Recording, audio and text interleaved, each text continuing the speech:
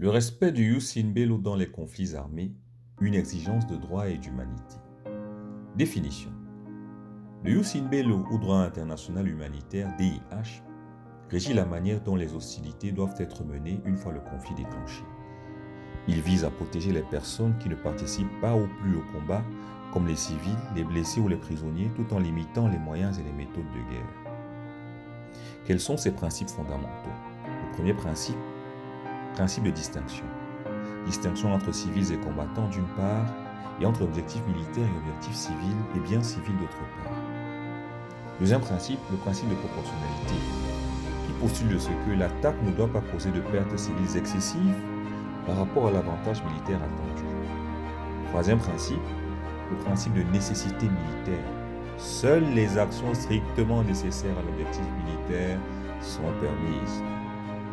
Quatrième principe, l'interdiction de la souffrance inutile.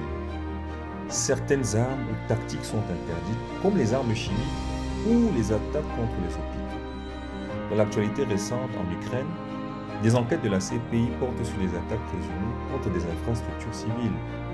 À Gaza, le non-respect du principe de proportionnalité a été dénoncé par plusieurs ONG évoquant des milliers de morts civiles. Au Soudan, les combats à Khartoum ont touché des hôpitaux, des écoles, des convois humanitaires en violation flagrante du DIH. Quelles en sont les conséquences juridiques? Eh bien, les violations graves du jus in bello constituent des crimes de guerre en vertu de l'article 8 du statut de Rome. Les auteurs, y compris les chefs militaires ou politiques, peuvent être poursuivis devant la CPI ou devant les juridictions nationales. Pourquoi est-ce important d'en parler?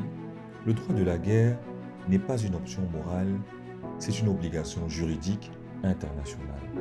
Son respect est essentiel pour préserver un minimum d'humanité, même en temps de guerre.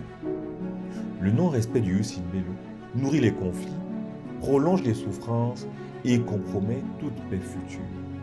En conclusion, le droit protège même dans la guerre.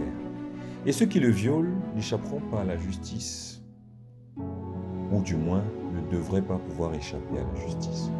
Veux-tu que je t'explique d'autres principes de droit humanitaire? Ou alors, veux-tu que je t'explique d'autres principes de droit tout simplement? Dis-le en commentaire et surtout, abonne-toi.